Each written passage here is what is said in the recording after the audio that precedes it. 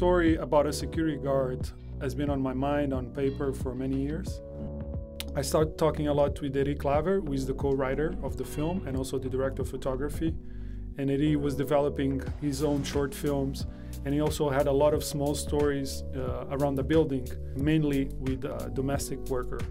So we decided kind of combining like the two characters, and at the same time dig deep into the world of the buildings downtown Luanda.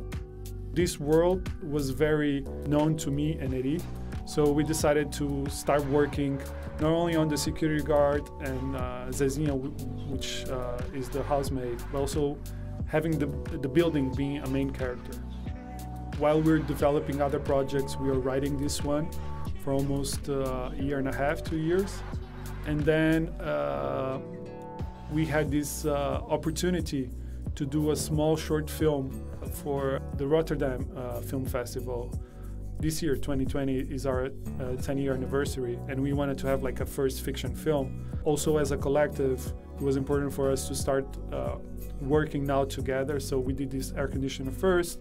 Now it is recording his feature film. Next is gonna be Hugo, and so on and so on. So the idea was like get the wheels rolling for the first fiction film, and it happened. It was a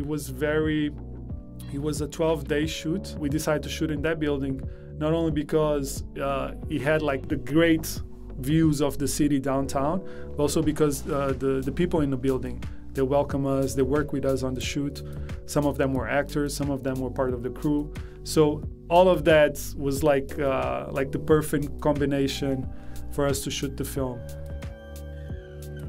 The structure of the building reflects a lot the state of the country, or at least the state of the city itself, you know, which is a state that everyone has to kind of enter in survival mode, you know.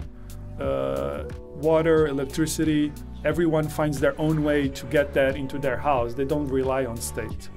And at the same time, those buildings are kind of being pushed away from downtown Luanda, because if you see any postcard from the city, or any government official publicity of the city, of the country, you're always gonna see the beautiful, you know, Luanda Bay with all the skyscrapers, all the glass buildings, but you never see the street that is just behind.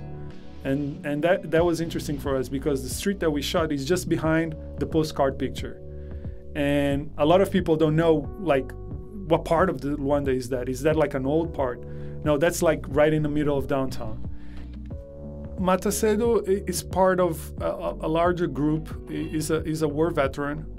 We have a lot of war veterans that became security guards in Luanda. I see them a lot as the invisible ones, you know. Society doesn't pay attention to them. A security guard like Matacedo in one of those buildings is not just only a security guard, you know. He's carrying groceries. He's carrying, you know, anything that someone asks him. Like if they tell him, "Oh, go get that," he's gonna go get it. If they tell him to wash a car, he's gonna wash a car. So he's more than a security guard, and I wanted to show that as well. It's like those workers became invisible to the city, and they kind of are like a pillar, like they're like a structure of the city. If you remove them, you're really gonna notice them.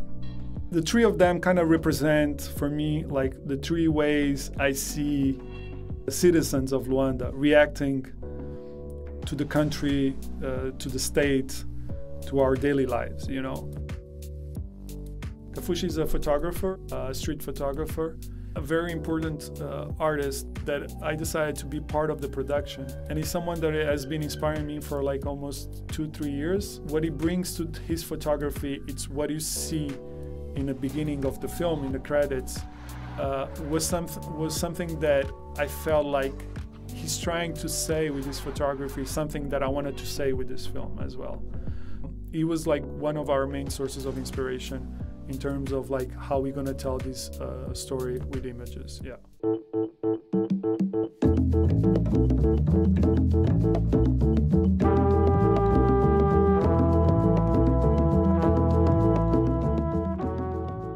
In other projects that I've done, the music always comes later. On this one, like, I think on the second or first draft, we already decided, okay, it's gonna be a lean, and here is the script. We start discussing about what kind of music we wanted for the film, and also was very important because some of the scenes were already shot thinking about those conversations. And even during editing, we changed scenes because the music was already done. And for the first time, music was not inspired only by image, but images were inspired by music. I have this idea that for me, filmmaking is not a consumer thing, it's not a product thing, it's not a discussion about market. It's art, and art should be present, especially in times that are difficult, especially in countries like Angola, where they can provide kind of a space for you to breathe, you know? My message would be that, like, for independent filmmakers to keep doing it, keep sharing, because sharing is a very important part of the process. And yeah, let's keep cinema alive.